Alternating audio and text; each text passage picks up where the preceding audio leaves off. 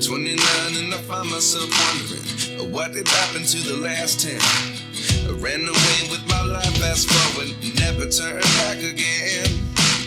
It's kind of funny that the more we pass time, the more we need to set them rewind. And 19 was the year I had to leave you, but now I'm seeing all the signs. Is this really happening? I can't believe it's true. I'm just as surprised as you. Buona prima! Ciao ragazzi, benvenuti nel salotto del carpista. Oggi siamo con Omar Gusson, ciao ragazzi. Ciao Omar. Ciao. Parlaci un po' del marchio che rappresenti, dici qualcosina sul brand LV Bait. Niente, LV Bait è un'azienda che è nata poco più di 10 anni fa. È partito Luca Vian, fondatore dell'azienda LV Bait, ripeto, con prodotti diciamo poca roba, aveva qualche mix, qualche boyless pop-up, qualche dumble, era più indicata diciamo sui laghi a pagamento tipo questi o laghi sempre a pagamento magari di portata molto più grande. Poi tutto si è evoluzionato con il discorso di canali, fiumi, grandi laghi, il Po anche, che è un fiume molto importante, e lì un po' di collaboratori e tutto, siamo partiti con diciamo diametri più generosi, con il 20, con il 24, anche addirittura su richiesta con il 28-30 e anche il 35, così l'azienda si è un po' sviluppata su queste misure, su queste taglie di boyless. Poi sono cresciuti nuovi mix, nuovi aromi, nuove palline, nuovi compositi, method, pellet, stick mix e quant'altro, liquid food e così via, una vasta gamma come prodotti LV Bait e poi tutto si è ingrandito anche da parte dei collaboratori. Abbiamo molti tester, abbiamo molti collaboratori, abbiamo molto personale che ci dà una mano a sviluppare il prodotto, ci dà una mano con le fotocatture e tutto quanto, insomma abbiamo una buona pagina e un buon team. C'è chi riesce a fare molto, c'è chi riesce a fare un po' meno per il lavoro, famiglia e quant'altro, però è un po' un gioco, sì. Oltre il lavoro aziendale, è anche un po' un gioco. E te da quanto tempo è che collabori con LV Bait? Io è da circa 10 anni, poco dopo che Luca aveva aperto l'azienda mi aveva chiesto se ero interessato a collaborare. Non mi è mai piaciuto collaborare per un'azienda perché il car fishing, dal momento in cui vai in un'azienda, non lo senti più come lo senti personalizzato, hai delle diciamo impostazioni, hai delle regole aziendali da dover rispettare e di conseguenza mi sentivo un po' diciamo indeciso / frenato. Poi ho fatto 4 chiacchiere con Luca Vian, con il titolare, ho visto che diciamo a grandi linee non c'erano posizioni particolari, di conseguenza mi sento molto libero, molto aperto, rispetto comunque alle regole e così via. Ho chiuso un occhio e sono partito e mi sono sempre trovato bene. Sì. Sì, LV Bait spazia in tantissimi aromi. Sì, abbiamo molti aromi in glicole, abbiamo molti aromi in alcol, abbiamo il melone che è nuovo da qualche anno, il monkey fruit che è passionale da una vita, lo spice XX, abbiamo il garlic mint che sono eccezionali, abbiamo nuovi aromi come l'albicocca, abbiamo i frutti rossi che è assomigliante al mulberry, il vecchio mulberry, cioè abbiamo tanta roba insomma, ecco.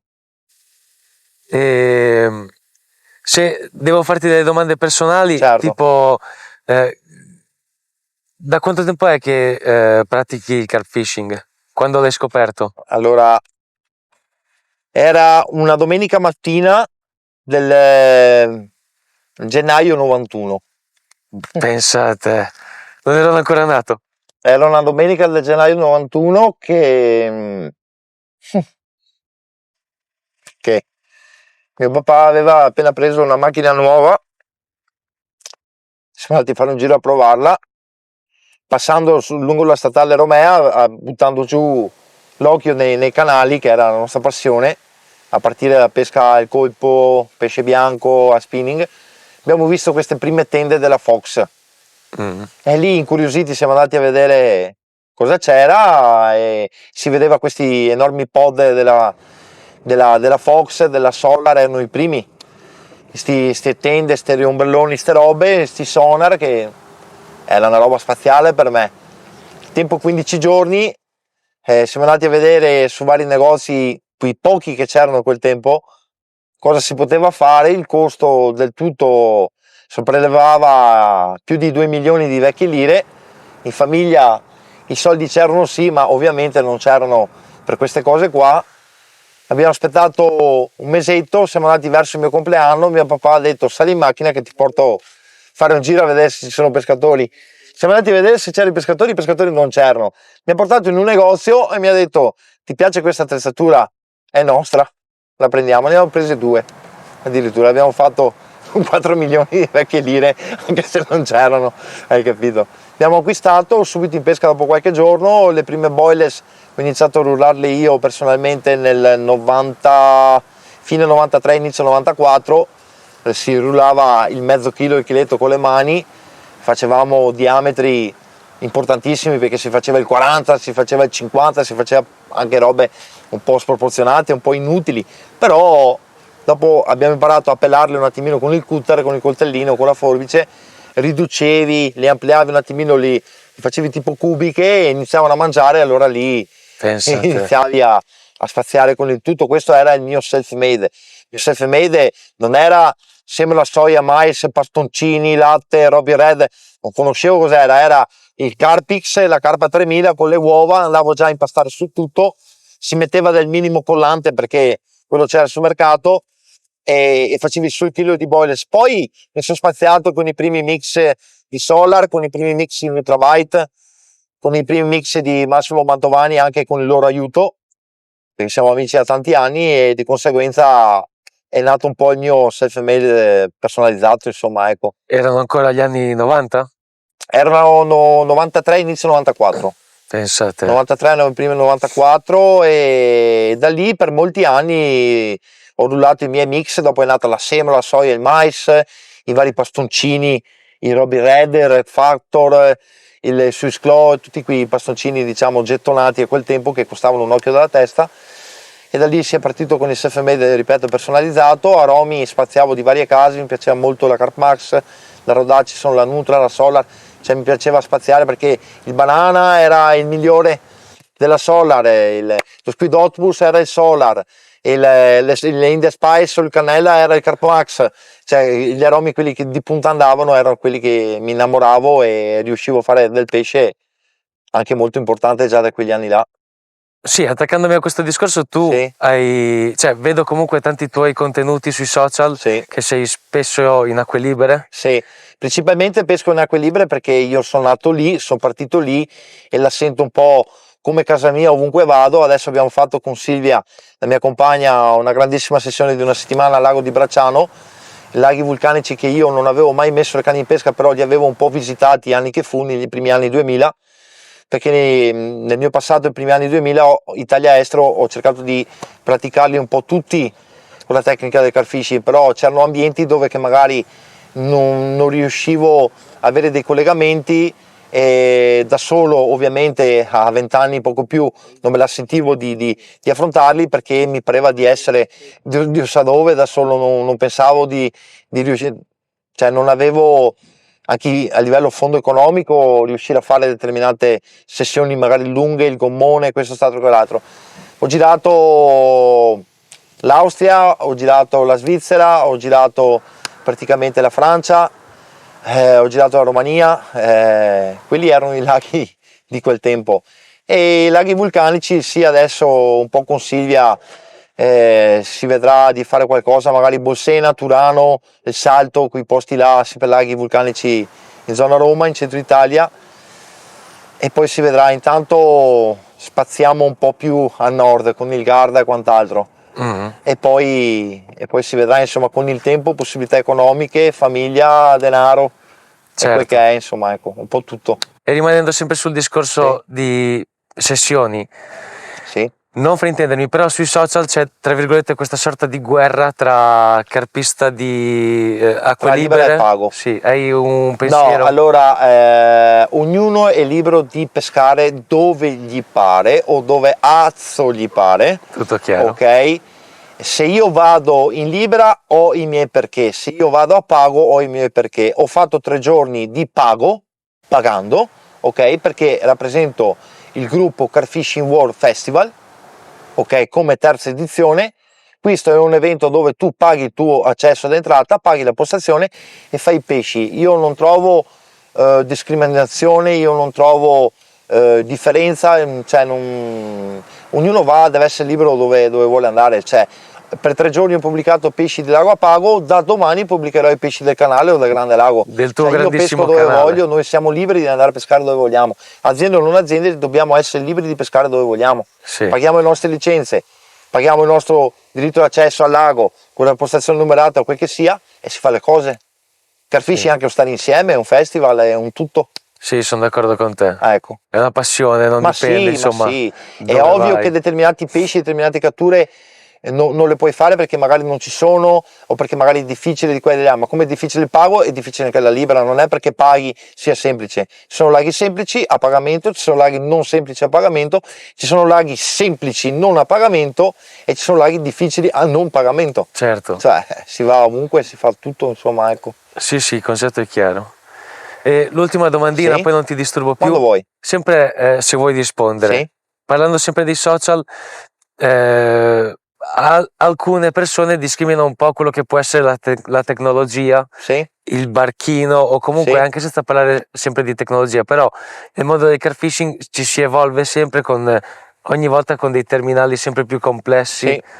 Tu che cosa pensi sia della tecnologia che dei 1000 terminali? Allora, che ci la sono? tecnologia a livello di mercato è giusto che ci sia, ci deve essere e ce ne sarà sempre di più. È normalissimo, tanti marchi, tanti modelli, tante case, tanto questo, tanto quell'altro. Io mi rispecchio ai primi anni 90 di essere un carpista che ha provato tutto e ha fatto tutto. Ti dirò che prodotti sul mercato ce ne sono tanti di buoni, come ci sono tanti di meno buoni. Io adesso è da anni che sono fuori dal mercato generico, però vedo cosa c'è, sento cosa c'è. Non bisogna mai fare spregio o disprezzo di quello che c'è sul mercato, anche perché tutto aiuta. Io cerco di essere neutro e naturale, dal eyeliner a un helicopter rig, a un terminale a omino, a un terminale affondante, a un D-rig, cioè non è che vado su terminali spaziali o quel che sia, capito? Cerco sempre di stare sulla tradizionalità perché ho visto che tra il tempo, un po' la vista e quant'altro, perché ormai è da un anno o due che non vedo più come prima, ok? Soprattutto la sera quando sono stanco dopo lavoro. Cerco di stare sulla norma del semplice, Un 20-16 da canale vai ovunque, un 24 affondante vai ovunque. Se pratichi un lago di grandi dimensioni tipo il Garda, Bolsena, roba così, è normale che si deva mettere un minimo un doppio innesco del 24 o quant'altro più in su. Cioè, quindi in base a dove si va si decide cosa fare. Dopo tutto è concesso nel senso diametri e roba, però dipende cosa vuoi e cosa si fa. Discorso barchino, io sono sempre stato contrario all'uso del barchino. Una volta tramite un caro amico mi ha detto vuoi provare, abbiamo provato a fare delle calate, mi sono subito innamorato, ho cambiato idea perché per esempio anche a Ostellato, un fondo di mais, una pallina pop-up e qualche manciata di boilers all'interno del barchino, e arrivavi in parte larga, zona Cavio Sifoni 29-30, quelle parti là, località San Giovanni di Ostellato, se non avevi il barchino determinate catture, taglie o amo non li fai, visto che vige il divieto dell'uso del nattante, visto che non si può adoperarlo e il barchino invece è concesso perché non fa parte di quella categoria lì, allora io pesco con il barchino, ma solo non per il problema di lancio o quant'altro, per avere un fondo concentrato, per avere un fondo concentrato di mais. Non vado lì a spombare come sia l'uso moderno, perché è un uso moderno il fattore dello sbombo. Il barchino è moderno sì, però lo sento più semplice, più agile, più mio, insomma, ecco. È una cosa personale. Ti ringrazio. L'ultima Una cosa, domandina, come ti troviamo sui social, come troviamo LV Bait? C'è un sito, Allora, delle pagine? momentaneamente il www.lvbyte è in fase di ripristino, come in fase di ripristino il catalogo prodotti, perché ho tanti amici che mi scrivono ma il catalogo ci vuole del tempo perché abbiamo moltissimi prodotti nuovi 2024-2025 saranno le novità che forse riusciremo a fare qualcosa alla fiera di Parma come LV Byte. Adesso vediamo se riusciamo a iscriverci, fare il tutto, decidiamo come sarà e porteremo i nostri nuovi prodotti, se tutto va bene. È da valutare ancora. Beh, Omar, ti ringrazio tanto del tuo Ottimo. tempo, di questa piccola chiacchierata. E c'è anche una partenza in diretta. Abbiamo una partenza in diretta di Silvia. Brava Cici. Beh, Omar, ti ringrazio. Adesso godiamoci questo, Ciao ragazzi. questo recupero. Alla Grazie. prossima.